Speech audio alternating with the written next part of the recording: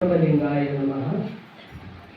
ಧರ್ಮಗುರು ಬಸವಣ್ಣನವರನ್ನ ಸ್ಮರಿಸಿಕೊಂಡು ನೂತನ ಅನುಭವ ಮಂಟಪದ ಶಿಲ್ಪಿ, ಕನ್ನಡದ ಪಟ್ಟದೇವರಲ್ಲೇ ಖ್ಯಾತನಾಮರಾದ ಮಧ್ಗನಲಿಂಗ ಚಕ್ರವರ್ತಿ ಡಾಕ್ಟರ್ ಚನ್ನಬಸವ ಪಟ್ಟದೇವರನ್ನ ಸ್ಮರಿಸಿಕೊಂಡು ಎಲ್ಲ ಅಂತರಂಗದ ಶಕ್ತಿ ಮಾತೃ ಹೃದಯಗಳ ಪರಮ ಪೂಜ್ಯರ ಪಾದಕಮಲಗಳಿಗೆ ಭಕ್ತಿಪೂರ್ವಕ ಪ್ರಣಾಮಗಳನ್ನು ಸಲ್ಲಿಸಿ, ಇಂದಿನ ದಿವಸ ಗುರು ಪೂರ್ಣಿಮಾ ಹಾಗೂ ಹಡಪದ ಅಪ್ಪಣ್ಣನವರ ಜಯಂತಿ ಹುಣ್ಣಿಮೆ ಕಾರ್ಯಕ್ರಮ. ಈ ಒಂದು ಸಮಾರಂಭದಲ್ಲಿ ಇಲ್ಲಿವರೆಗೆ ಪೂಜ್ಯರಾದ ಬಸವಲಿಂಗ ಮಹಾಸ್ವಾಮಿಗಳವರು, ಸಿದ್ದಬಸವ ಮಹಾಸ್ವಾಮಿಗಳವರು ಹಾಗೂ ಶಿವಬಸವ ಮಹಾಸ್ವಾಮಿಗಳವರು ಹಾಗೂ ಮಾತಾಜಿಯವರು ಎಲ್ಲ ಪೂಜ್ಯರ ಶ್ರೀಚರಣಕ್ಕೂ ಹಾಗೂ ಇಲ್ಲೆಲ್ಲ ಭಕ್ತಿ ಶ್ರದ್ಧೆಯಿಂದ ತಾವೆಲ್ಲ ಬಂದಿದ್ರಿ. ತಮ್ಮೆಲ್ಲರಿಗೂ ಭಕ್ತಿಪೂರ್ವಕ ಶರಣು ಶರಣಾರ್ಥಿ.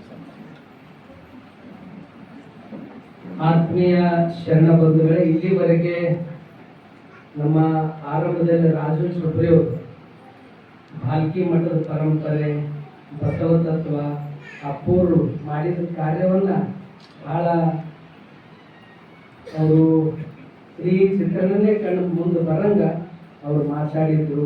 ಮತ್ತು ನಮ್ಮ ಹೈಬತ್ಪುರಿಯವರು ಇದು ಒಂದು ಗುರುವಿನ ಕೇಂದ್ರ ಅದ, ಇದು ಒಂದು ಸನ್ಮಾರ್ಗಕ್ಕೆ ಒಯ್ತಕ್ಕಂಥ ಕೇಂದ್ರ, ಇದು ಭಾಲ್ಕಿ ಮಠ ಅದ ಅಂತಕ್ಕಂಥ ಬಹಳ ಮಾರ್ಮಿಕವಾಗಿ ಮಾತಾಡಿದ್ರು. ಶಿವಾನಂದ ನಮ್ಮ ಬಸವಲಿಂಗ ಸ್ವಾಮಿಗಳು ನಿಜಕ್ಕೂ ಅವ್ರು ಮಾತಾಡಾಗ ನನಗೊಂದು ರೀತಿ ಅಂದ್ರೆ ಇಲ್ಲೆಲ್ಲ ಸೇವೆ ಮಾಡೋರು ಇಲ್ಲೆಲ್ಲ ಗುರುಗಳಿದ್ದಾರೆ. ಯಾವುದೇ ಒಂದು ಕಾರ್ಯ ಆಗ್ಬೇಕಾದ್ರೂ ಒಬ್ಬರದಿಂದ ಸಾಧ್ಯ ಇಲ್ಲ, ಇಲ್ಲೆಲ್ಲರೂ ಮಾಡಿದಾಗೆ ಅದು ಯಶಸ್ವಿ ಆಗ್ತದೆ. ಈ ಭಾಲ್ಕಿ ಮಠದ ಪರಂಪರೆ ಒಂದು ಈ ದಿವ್ಯ ಪರಂಪರೆ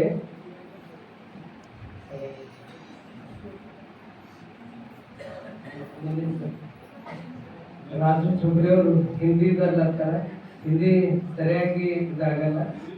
ಮುಂದಿನ ಸರ್ತಿ ಪಕ್ಕನ ಮಾತಾಡ್ತೀನಿ.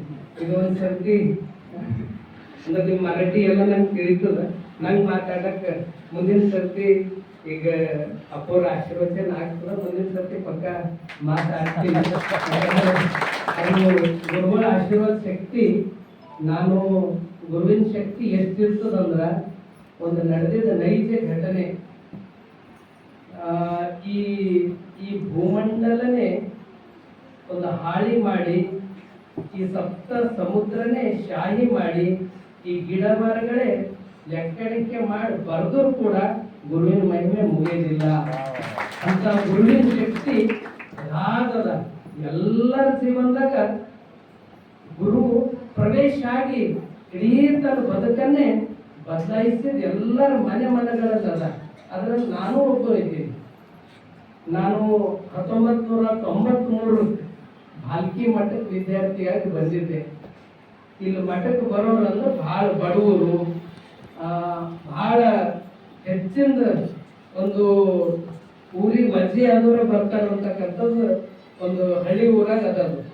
ಹಂಗ ನಮ್ಮ ಊರಾಗ ಬಹುತೇಕ ಊರಿಗೆ ವಜ್ಜೆ ಅಂದಂಗೆ ಅಂದ್ರೆ ಜಗಳ, ಕಿರಿಕಿರಿ, ಈ ರೀತಿ ಮಾಡೋದು, ಈ ಜೀವನ ಹಾವು ತಕೊಂಡು ಕೂಡ ಮಹಿಮೆ ಹಾಕೋದು, ಇಂಥವೆಲ್ಲ ಮಾಡಿದ್ದೆವು. ಅದ್ರ ಸಲಕ್ಕೆ ಪೂರ್ವಾಶ್ರಮ ತಾಯಿ ತಂದೆ ನನ್ನ ಮಗ ಏನಾದ್ರಿಲ್ಲ ಒಳ್ಳೆವಾಗಿ ನನ್ನ ಮನೆಗೆ ಬರ್ಲಿ ಎಂಬ ಕಳಕಳಿ ತಾಯಿ ತಂದಿದೆ. ಆದ್ರೂ ಗುರುವಿನ ಆಶೀರ್ವಾದ ಶಕ್ತಿ ಎಂತದಂದ್ರ ಏನೂ ಬರದ ಮನುಷ್ಯ ಒಂದು ಯಾವ್ಯಾವ ಮಾರ್ಗದಾಗ ಇದ್ದವರಿಗೆ ಈ ರೂಪ ತುಂಬ್ಯಾರಲ್ಲ, ಇದು ಪೂರ್ತಿ ಇದು ಯಾರಿಗೆ ಸಲ್ತದಂದ್ರೆ ಪೂಜ್ಯ ಡಾಕ್ಟರ್ ಬಸವಲಿಂಗ ಪಟ್ಟದೇವರಿಗೆ, ಡಾಕ್ಟರ್ ಚನ್ನಬಸವ ಪಟ್ಟದೇವರಿಗೆ ಸಲ್ತದ. ಹೆಂಗ ಶಿಲ್ಪಿಕಾರ ಎಲ್ಲ ವೇಸ್ಟೇಜ್ ತೆಗೆದು ಬಸವಣ್ಣನ ಮೂರ್ತಿ, ಅಕ್ಕ ಮಹಾದೇವಿ ಮೂರ್ತಿ, ವಿವೇಕಾನಂದ ಮೂರ್ತಿ, ಹೆಂಗ್ ಬುದ್ಧ, ಅಂಬೇಡ್ಕರ್ ಈ ರೀತಿ ಹೆಂಗ್ ಮೂರ್ತಿ ತಯಾರು ಮಾಡ್ತಾನೆ ಶಿಲ್ಪಿಕಾರ, ನಮ್ಮಲ್ಲಿ ಇದ್ದಿದ್ದೆಲ್ಲ ವೇಸ್ಟೇಜ್ ತೆಗೆದು ಈ ಸ್ಥಾನಕ್ಕ ಅಪ್ಪಗಳು ಕೂಡ್ಸ್ಯಾರ. ಮತ್ ಇವತ್ತಿಗೂ ನಮ್ಮ ಭಾವ ಮನಸ್ಸು ನಮ್ಮ ಕಣಕಣದವು ನಾ ಮಾಡತ್ತೆ ಎಂಬ ಭಾವ ಇಲ್ಲ. ಮುಂದೆ ಈ ಜೀವ ಇರುವವು ನನಗೆ ಬರಬಾರ್ದು ಅದು ಎಲ್ಲ ಮಾಡೋರು ಮಾಡ್ಸ್ಕೊಂಡು ಹೋಗೋರು ಎಲ್ಲ ಗುರುಗಳೇ ಮಾಡಿರ್ತಾರೆ. ಸುಮ್ಮನೆ ನಿಮಿತ್ತಿ ಇದೊಂದು ಅವಕಾಶ. ಈಗ ಹೇಳಿದ್ರು ಚುಬ್ರು ಉಪರಾಷ್ಟ್ರಪತಿ ರಾಷ್ಟ್ರ, ಅದು ಎಲ್ಲ ನನಗೆ ಸಿಕ್ಕಿರೋದು ಯಾವುದೋ ಜನ್ಮದ ಸೌಭಾಗ್ಯ. ನಾನು ಮಾಡಿದ್ದಲ್ಲ, ಅವರು ಮಾಡಿದ್ದು ತಪಸ್ಸದ. ಅವ್ರು ಮಾಡಿದ್ದು ಇಷ್ಟೆಲ್ಲ ಕಾರ್ಯ ಹೆಂಗ್ ಮಾಡ್ಯಾರಂದ್ರ ಒಂದು ಪೂಜೆ ರೀತಿಯಲ್ಲಿ ಮಾಡ್ಯಾರ. ಹೆಂಗ ಲಿಂಗಕ್ಕೆ ಯಾವ ರೀತಿ ಪೂಜೆ ಮಾಡ್ತಾರ ಆ ರೀತಿ ಇದೊಂದು ಸೇವಾ. ಅದು ಶಿಕ್ಷಣ, ಅನ್ನದಾಸೋಹ, ಈ ವರ್ಧಾಶ್ರಮ, ಗೋಶಾಲೆ. ಇವತ್ತು 20,000 ಮಕ್ಕಳಿಗೆ ಏನರ ಇದ್ದಿದ್ದಕ್ಕೆ ಮಾಡೋದು ದೊಡ್ಡದು ಅಲ್ಲ. ಏನೂ ಇಲ್ಲದಕ್ಕೆ ಜೀರೋ ಇದ್ದಿದ್ದಕ್ಕೂ ಇದು ಶಿಖರ್ ಮಟ್ಟಕ್ಕೆ ಏರ್ಸ್ಯಾರ ಪರಮ ಪೂಜ್ಯ ಡಾಕ್ಟರ್ ಬಸವಲಿಂಗ ಪಟ್ಟದೇವರು. ಇದಕ್ಕೂ ಅವರು ತಪಸ್ಸಿನ ಫಲ.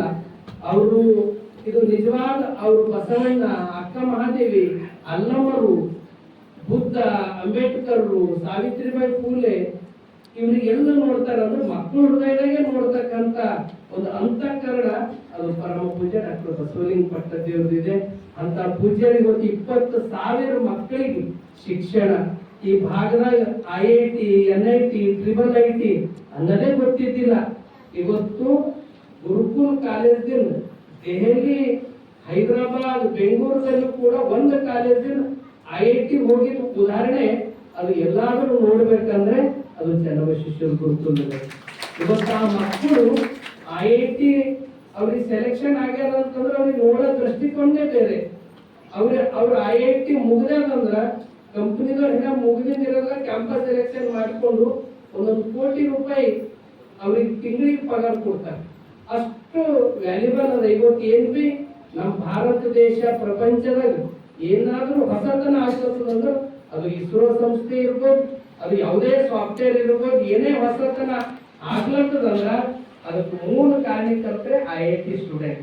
ಅಂತ ವಿದ್ಯಾರ್ಥಿಗಳನ್ನ ಈ ಭಾಗದಿಂದ ಸರ್ಕಾರಿ ಕೋಟದಲ್ಲಿ ಸೀಟನ್ನ ಪಡೆಯೋದು ಮಾಡಿದ ಶ್ರೇಯಸ್ಸು ಪರಮ ಪೂಜ್ಯ ಡಾಕ್ಟರ್ ಬಸವಲಿಂಗ ಪಟ್ಟದೇವರು. ಇಲ್ಲಿ ತಿಟ್ಟಿ ಮ್ಯಾಗ, ಚರಂಡಿ ಮ್ಯಾಗ ಬಿದ್ದಂತ ಮಕ್ಕಳಿಗೆ ಪಾಲನೆ ಪೋಷಣೆ ಮಾಡೋದು. ಬಹುತೇಕ ಇವತ್ತು 120ಕ್ಕಿಂತ ಹೆಚ್ಚು ಮಕ್ಕಳಿಗೆ ಆ ಮನೆಗಳಿಗೆಲ್ಲ ಬೆಳಕಾದವರು ಪರಮ ಪೂಜ್ಯ ಡಾಕ್ಟರ್ ಬಸವಲಿಂಗ ಪಟ್ಟದೇವರು. ಇಂಥ ಇದೇ ಒಂದು ಪೂಜೆ ಅಂತ ತಿಳ್ಕೊಂಡು ಅಪ್ಪವರು ಕಾರ್ಯ ಮಾಡ್ತಾ ಇದ್ದಾರೆ. ಇದರಲ್ಲಿ ನಮಗೆ ಅವಕಾಶ ಸಿಕ್ಕಿದ್ದು ನಮಗೊಂದು ರೀತಿ ಸೌಭಾಗ್ಯ ಇದೆ. ಇಂಥ ಒಂದು ಗುರುಗಳಿಗೆ ಪಡ್ಕೊಂಡಿದ್ದೆ ನಾವು ನೀವೆಲ್ಲ ಇದಕ್ಕ ಧನ್ಯರಿದ್ದೀವಿ. ನಿಜಕ್ಕೂ ಈ ರೀತಿ ನಾನು ನೋಡ್ತೀನಿ ಎಲ್ಲ ಭಕ್ತರು ಇಲ್ಲಿ ಬಹಳ ಜನ ಅವ್ರಿಗೆ ಅಪ್ಪೋರಿಲ್ಲ ಅಂದ್ರೆ ನೀವು ಬಂದರೂ ನಡೀತದ ಅಂತಕ್ಕಂಥದ್ದು. ಅಂದ್ರೆ ಮೂವರಲ್ಲಿಯೂ ಒಂದೇ ರೀತಿ ನೋಡ್ತಕ್ಕಂಥ ಭಕ್ತ ಸಮೂಹ ಇವೆಲ್ಲ ರೀತಿ. ಅದು ಏನ್ ನೀವು ನೋಡ್ತಕ್ಕಂಥ ದೃಷ್ಟಿಕೋನ, ನಿಮ್ಮ ಭಕ್ತಿ, ಶ್ರದ್ಧೆ, ನಿಷ್ಠೆ ಅದೇ ಕಾರ್ಯ ಮಾಡಿಸ್ತದ. ನಾವು ಮಾಡೋರು ದೊಡ್ಡವರಲ್ಲ, ಮಾಡಿಸ್ಕೊಂಬೋರೇ ಎಲ್ಲಕ್ಕಿಂತ ದೊಡ್ಡವರು. ಇಲ್ಲಿ ಏನೇ ಏಳಿಗೆ ಬೆಳವಣಿಗೆ ಏನೇ ಆಗಿದೆ ಅಲ್ಲ ಅದಕ್ಕೆಲ್ಲ ಅದಕ್ಕೆ ನಿಮ್ದೇ ಇದಕ್ಕೆ ದೊಡ್ಡ ಶಕ್ತಿ ಅಂತಕ್ಕಂಥ ಮಾತನ್ನು ತಿಳಿಸಿ ಅಕ್ಕ ಮಹಾದೇವಿ ತಾಯಿಯವರು ಅವ್ರ ವಚನದಲ್ಲಿ ಗುರುವಿನ ಬಗ್ಗೆ ಎಷ್ಟು ಚಲೋ ಅವ್ರ ಬದುಕಿನಲ್ಲ ಅವ್ರಿಗೆ ಆಗಿದ ಘಟನೆಯನ್ನ ವಚನ ಮೂಲಕ ಅವರು ಉಲ್ಲೇಖ ಮಾಡ್ತಾರ. ಅರಳುಗೊಂಡ ಕೆರೆಗೆ ತೊರೆ ಬಂದು ಹಾಯ್ದಂತಾಯಿತು, ಬರಲುಗೊಂಡ ಸಸಿಗೆ ಮಳೆ ಸುರಿದಂತಾಯಿತು, ನೋಡ ಇಂದೆನಗೆ ಇಹದ ಸುಖ ಪರದ ಗತಿ ನಡೆದು ಬಂದಂತಾಯಿತು, ನೋಡ ಎನಗೆ ಚನ್ನಮಲ್ಲಿಕಾರ್ಜುನಯ್ಯ ಗುರುಪಾದವ ಕಂಡು ಧನ್ಯರಾದೆ ಧನ್ಯರಾದೆ.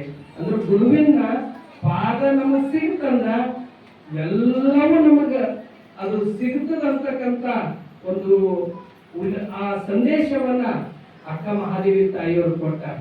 ಹೆಂಗ ಈಗ ಅರಳುಗೊಂಡ ಕೆರೆಗೆ ಮಳೆ ಸುರಿದಂತಾಯಿತು, ಹೆಂಗೊಂದು ಕೆರೆ ಅದ ಅಲ್ಲಿ ನೀರಿಲ್ಲ, ಮಳೆ ಬಂತಂದ್ರ ಹೆಂಗ ಅಲ್ಲಿ ಪ್ರಾಣಿ ಪಕ್ಷಿ ಅದಕ್ಕೊಂದು ಖುಷಿನೇ ಬೇರೆ. ಒಂದು ಸಸಿಗೆ ನಾವು ಸಸಿ ನೆಡ್ಸಿದೀವಂದ್ರ ಅದಕ್ಕೆ ನೀರು ಮಳೆ ಬಂತಂದ್ರ ಅದಕ್ಕೊಂದು ಜೀವ ತುಂಬಿನಂಗೆ ಇರ್ತದೆ. ಹಂಗ ಗುರುವಿನ ಪಾದ ಬಂತಂದ್ರೆ ನಮಗೆಲ್ಲವೂ ಸಿಗ್ತದಂತಕ್ಕಂತ ಒಂದು ಸಂದೇಶ ಅಕ್ಕ ಮಹಾದೇವಿಯವರು ಕೊಟ್ಟಿದ್ದಾರೆ. ಅಂತ ಗುರುವಿನ ಮೇಲೆ ನಿಷ್ಠೆ, ಶ್ರದ್ಧೆ, ಭಕ್ತಿ ನಾವು ಇಟ್ಕೊಂಡಿವಂದ್ರ ನಾವೇನ್ ನಮ್ ಸಂಕಲ್ಪ ಇರ್ತದೋ ಅದೆಲ್ಲ ಈಡೇರಿಸ್ತಕ್ಕಂಥ ಶಕ್ತಿ ಅದು ಗುರುವಿನ ಮೇಲೆ ಇರುತ್ತದೆ. ಅದನ್ನ ಎಲ್ಲರೂ ನಾವು ನೀವು ಎಲ್ಲರೂ ಸದ್ಬಳಕೆ ಮಾಡ್ಕೋಬೇಕು. ನಾವು ಯಾವ ಕಾರಣಕ್ಕೂ ಗುರುವಿನ ಮೇಲೆ ಎಷ್ಟು ನಾವು ನಿಷ್ಠೆ ಇಡುತ್ತೀವಿ, ನಾವು ಭಕ್ತಿ ಇಡುತ್ತೀವಿ, ಅದು ನಿಸ್ವಾರ್ಥ ಭಕ್ತಿ. ಯಾವುದೇ ಪ್ರತಿಪಕ್ಷ, ಯಾವುದೇ ಫಲಾಪೇಕ್ಷೆ ಇಲ್ಲದಾಗ ನಾವು ಇಟ್ಟಿವಂದ್ರ ಎಲ್ಲವೂ ನಮಗ ಸಿಗ್ತಕ್ಕಂತ ಒಂದು ಅದು ಗುರುವಿನ ಆಶೀರ್ವಾದ ಶಕ್ತಿದೆ, ನಮ್ಗೆಲ್ಲವೂ ಸಿಗ್ತದ. ಅಂತ ಒಂದು ಗುರುವಿಗೆ ನೀವೆಲ್ಲರೂ ಆ ಗುರುವಿನ ಮ್ಯಾಗ ಭಕ್ತಿ, ಶ್ರದ್ಧೆ, ನಿಷ್ಠೆ ಇಟ್ಕೊಂಡೆ ನೀವು ಇಲ್ಲಿ ಬಂದಿದ್ರಿ. ಇವತ್ತು ಈ ಮಠ, ಈ ಪರಂಪರೆ ಏನೇ ಬೆಳೀತದಂದ್ರೆ ಇದು ದೊಡ್ಡ ಆಸ್ತಿ ಏನಾದ್ರೂ ಇದ್ರೆ ಭಾಲ್ಕಿ ಮಠದ ಭಕ್ತ ಸಮೂಹನೇ. ಇದಕ್ಕೆಲ್ಲ ನೀವೇ ಇದ್ದೀರಿ. ಇದು ನಿಷ್ಠೆ, ಶ್ರದ್ಧೆ, ಭಕ್ತಿನೇ ಇದು ಎಲ್ಲ ಬೆಳೀತಾ ಇದೆ ಅಂತಕ್ಕಂತ ಮಾತನ್ನು ತಿಳಿಸಿ.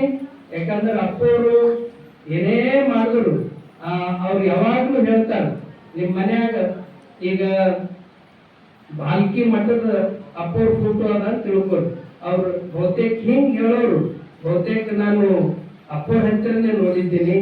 ಅವ್ರು ಹೇಳ್ತಾರೆ, ಗುರುವಿನ ಗುರು ಪರಂ ಗುರು ಅದು ಜಗಜ್ಯೋತಿ ಬಸವಣ್ಣವ್ರು. ಭಾಲ್ಕಿ ಮಠದ ಅಪ್ಪವ್ರಕ್ಕಿಂತಲೂ ದೊಡ್ಡ ಫೋಟೋ ಅದು ಬಸವಣ್ಣವ್ರದ್ದು ಇರ್ಬೇಕು. ಧರ್ಮ ಗ್ರಂಥ, ವಚನ ಸಾಹಿತ್ಯ ಇರ್ಬೇಕು. ಅಂದ್ರ ಸದಾ ಇಷ್ಟಲಿಂಗವನ್ನ ಧರಿಸ್ಕೊಳ್ಬೇಕು. ಯಾರು ಈ ಗುರುವಿನ ಉಪದೇಶವನ್ನ ನಾವು ಬದುಕಿನಲ್ಲಿ ಅಳವಡಿಸ್ಕೊತೇವೋ ಎಂತ ಸಮಸ್ಯೆ ಬಂದರೂ ಅದು ಪರಿಹಾರ ಮಾಡ್ತಕ್ಕಂಥ ಶಕ್ತಿ ಅದು ಗುರುವಿನ ಆಶೀರ್ವಾದ ಶಕ್ತಿನೇ ಆ ಕಾರ್ಯ ಮಾಡ್ತದೆ. ಅಂತ ಬದುಕು, ಅಂತ ಜೀವನವನ್ನ ನೀವೆಲ್ಲ ನಡೆಸ್ತಾ ಇದ್ದೀರಿ. ಯಾರು ಆ ಮಾರ್ಗದಾಗ ಇಲ್ಲ ಅಂತವರಿಗೆ ಈ ಕಡೆ ಈ ಮಾರ್ಗ ತಗೊಂಡು ಬರ್ರಿ ಅಂತಕ್ಕಂಥ ಮಾತನ್ನು ತಿಳಿಸಿ, ನಾವು ಯಾವುದೇ ಆಮಂತ್ರಣ ಕೊಡದೇ ಇದ್ದರು ನೀವು ನಂದೇ ಕಾರ್ಯಕ್ರಮ, ನನ್ನ ಗುರುವಿನ ಕಾರ್ಯಕ್ರಮ ಅಂತಿ ಇಂಥ ಮೇಘರಾಜ ಮಧ್ಯದವು ನೀವೆಲ್ಲ ಬಂದಿರಂದ್ರ ನಿಮ್ ಗುರು ಭಕ್ತಿ ಎಷ್ಟು ಅಂದ್ರೆ ಇದೆಲ್ಲ ಎಷ್ಟು ತೋರಿಸ್ತಾ ಇದೆ. ಈ ಗುರುವಿನ ಭಕ್ತಿ, ಶ್ರದ್ಧೆ, ನಿಷ್ಠೆ ಸದಾ ನೀವೆಲ್ಲ ಇದೇ ರೀತಿ ಇಡಬೇಕು. ಇಟ್ಟಿದ್ರಿ ಇನ್ನ ಹೆಚ್ಚೆಚ್ಚಾಗಲಿ. ಈಗ ಶ್ರಾವಣ ಮಾಸದ ಈಗ ಒಂದು ತಿಂಗಳು ಶ್ರಾವಣ ಮಾಸ ನೋಡ್ರಿ, ಇಷ್ಟು ವರ್ಷಗಳಾದರೂ ಬಹಳ ಜನ ಪ್ರವಚನಕಾರ, ಬಹಳ ಜನ ಮಠಾಧೀಶರು, ಒಳ್ಳೊಳ್ಳೆ ಪ್ರವಚನಕಾರರ ಎಲ್ಲರ ಬಗ್ಗೆ ನಮಗೆ ಗೌರವ ಇದೆ. ಆದ್ರ ಒಂದೇ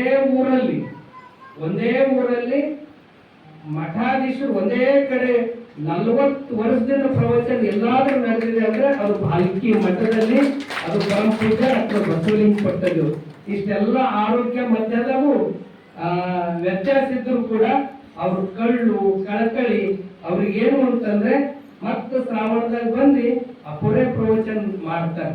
ಅಂದ್ರೆ ಅವ್ರಿಗೆ ಕಳಕಳಿ ಎಷ್ಟು ಅವ್ರ ತುಡಿತ, ಅವ್ರ ಹಂಬಲ ಆ ಒಂದು ತತ್ವದ ಮೇಲೆ, ಭಕ್ತಾದಿಗಳ ಮೇಲೆ ಎಷ್ಟಿದೆ ಅಂತಂದ್ರೆ ಎಲ್ಲರೂ ಸನ್ಮಾರ್ಗದ ಕಡೆ ಬರಬೇಕು. ಆ ಎಲ್ಲರ ಜೀವನ ಆನಂದ, ಶಾಂತಿ, ಸಮಾಧಾನದ ಬದುಕು ಆಗ್ಬೇಕನ್ನುವ ಹಿನ್ನೆಲೆ ಇಟ್ಟುಕೊಂಡೇ ಅಪ್ಪರು ಪ್ರತಿ ವರ್ಷ ಪ್ರವಚನವನ್ನ ನೀಡ್ತಾರೆ. ಈ ವರ್ಷನೂ ಅವ್ರ ಮನಸ್ಸೆಲ್ಲ, ಅವ್ರ ಶರೀರ ಅಲ್ಲದ ಮನಸ್ಸೆಲ್ಲ ಇಲ್ಲೇ ಅಲ್ಲ. ಅವ್ರ ಮನಸ್ಸೇ ಅವ್ರ ಪೂರ್ತಿ ನಿನ್ನ ನಾನು ಹೋದಾಗ ನನ್ಗೆ ಇಲ್ಲಿ ಬರ್ಬೇಕು ಅನ್ಸ್ಲತ್ತದ, ಭಕ್ತರಿಗೆಲ್ಲ ದರ್ಶನ ಕೊಡ್ಬೇಕು ಅನ್ಸ್ಲತ್ತ. ಮತ್ತೆ ಡಾಕ್ಟರ್ ಫೋನ್ ಹಚ್ತಾರೆ, ಇಲ್ಲ ಅಪ್ಪರೇ ಇನ್ನ ಸ್ವಲ್ಪ ದಿನ ಅದು 10 ಸರ್ತಿ ಕಣ್ಣಾಗ ಡ್ರಾಪ್ಸ್ ಆಗ್ತಾರೆ. ಹಿಂಗಾಗಿ ಅದು ಹೋದ್ರ ತೊಂದರೆ ಆಯ್ತದ ಅಂದಿನ ಸಲುವಾಗಿ ಅಪ್ಪರು ಉಳ್ಕೊಂಡ್ರು. ಅಲ್ಲೇ ತಿಂಗಳ ಅನುಭವ ಮಂಟಪ, ಅಲ್ಲೇ ಅನುಭವ ಮಂಟಪದಾಗೆ ಕಾರ್ಯಕ್ರಮ ಅದ. ಅವ್ರು ಇರೋದು ಅಲ್ಲೇ ಪಕ್ಕದಾಗ. ಆ ವೇದಿಕೆ ಬರ್ಲಿಕ್ಕೆ ಆಗ್ಲಿಲ್ಲ ಅಂದ್ರೆ ಡಾಕ್ಟರು ಅವ್ರು ಏನ್ ಹೇಳ್ತಾರ ಆ ಮಾರ್ಗದಾಗ ನಾವು ನಡ್ಕೋಬೇಕು. ಯಾಕೆ ಇತ್ತೀಚೆಗೆ ಎಲ್ಲರೂ ಶಾಲು, ಹಾರ ನೀವು ತರ್ತೀರಿ. ಈ ಹೂವಿನ ಹಾರ ನೀವು ನೋಡ್ರಿ, ಅದ್ರಾಗ ಎಲ್ಲ ಕೆಮಿಕಲ್ ಇರ್ತದೆ. ಅದು ಅಪ್ಪೋರಿಗೆ ಹಾಕೋದ್ರಿಂದ ಅಪ್ಪೋರ್ಗೆ ನಿಮ್ ಭಕ್ತಿ ಅದ, ನೀವು ಆ ಭಕ್ತಿದಿಂದ ನೀವು ನಡ್ಕೊತೀರಿ. ಆದ್ರೆ ಅದ್ರಾಗ ಕೆಮಿಕಲ್ ಇರೋದ್ರಿಂದ ಡಾಕ್ಟರ್ಸ್ ಹೇಳ್ತಾರ ಅದು ಯಾವ ಕಾರಣಕ್ಕೂ ಅಪ್ಪೋರಿಗೆ ಹಾಕಬಾರ್ದು. ಯಾಕಂದ್ರೆ ಅದು ಆರೋಗ್ಯದಾಗ ವ್ಯತ್ಯಾಸ ಆಗ್ತದೆ. ಅದ್ರ ಸಲುವಾಗಿ ಇವೆಲ್ಲ ನಾ ಯಾಕೆ ಹೇಳ್ತಾ ಇದ್ದೇನೆ ಅಂದ್ರೆ, ಈಗ ನಮ್ದು ನಿಮ್ದು ಎಲ್ಲರ ಕರ್ತವ್ಯ ಏನು ಅಂದ್ರೆ ಅಪ್ಪವ್ರ ಆರೋಗ್ಯ ಚಲೋ ಇರಬೇಕು, ಅಪ್ಪವ್ರ ಆನಂದ ಶಾಂತಿ ಸಮಾಧಾನ ಇರ್ಬೇಕನ್ನೋದೇ ಎಲ್ಲರ ಹಂಬಲಿದೆ.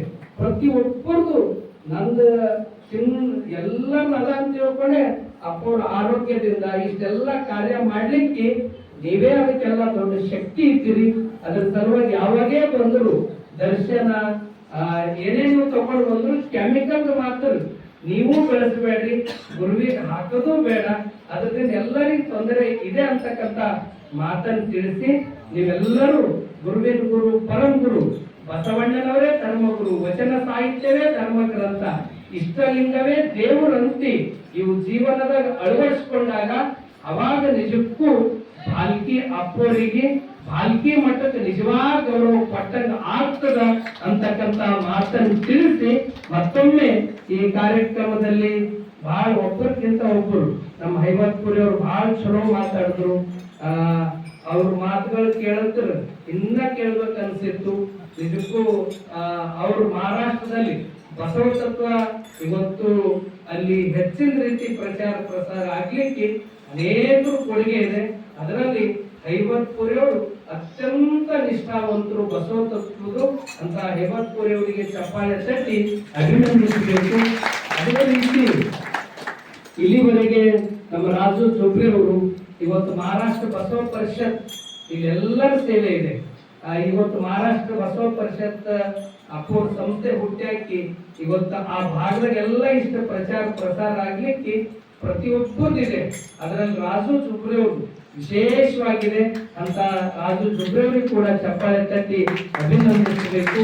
ಅದೇ ರೀತಿ ಪೂಜ್ಯರಾದ ಬಸವಲಿಂಗ ಮಹಾಸ್ವಾಮಿಗಳು ಅವ್ರು ಹೆಂಗಾರ ನಮ್ಮ ಭಾಲ್ಕಿ ಮಠದಾಗ ಅಂದ್ರ ಒಟ್ಟಾರೆ ಏನೇ ಇದ್ರು ಪಾಸಿಟಿವ್ ಅನ್ನ ತುಂಬತಕ್ಕಂತ ಒಂದು ಶಕ್ತಿ ಪೂಜ್ಯ ಬಸವಲಿಂಗ ಗುರುಗಳ ಹತ್ತಿರ ಅದನ್ನ ಮುಳುಗಿಸ್ತಕ್ಕಂಥವ್ರು ಅವರು. ಒಟ್ಟಾರೆ ಎಲ್ಲ ಪೂಜ್ಯ ನಮ್ಮ ಶಿವಬಸವ ಮಹಾಸ್ವಾಮಿಗಳವರು, ಸಿದ್ದಬಸವ ಮಹಾಸ್ವಾಮಿಗಳವರು, ಮಾಲಿಂಗ ಮಹಾಸ್ವಾಮಿಗಳವರು ಎಲ್ಲ ಪೂಜ್ಯರು ಬಹಳ ಅಪ್ಪೋದು ಏನ್ ಸಂಕಲ್ಪ ಇರ್ತದೋ ಅದು ಈಡೇರಿಸ್ತಕ್ಕಂಥ ಹೃದಯಗಳು ಇಲ್ಲೆಲ್ಲ ಭಾಲ್ಕಿ ಮಠದ ಪರಂಪರೆಯಲ್ಲಿ ಎಲ್ಲ ಪೂಜ್ಯರಿದ್ದಾರೆ. ಆ ರೀತಿ ಭಕ್ತ ಸಮೂಹ ಎಲ್ಲರದು ನಿಮ್ಮೆಲ್ಲರ ಕೊಡುಗೆ ಇದೆ ಅಂತಕ್ಕಂಥ ಮಾತನ್ನು ತಿಳಿಸಿ ಈಗ ಅಪ್ಪೋರ ಆಶೀರ್ವಚನ ಆಗ್ತದೆ. ಅವರು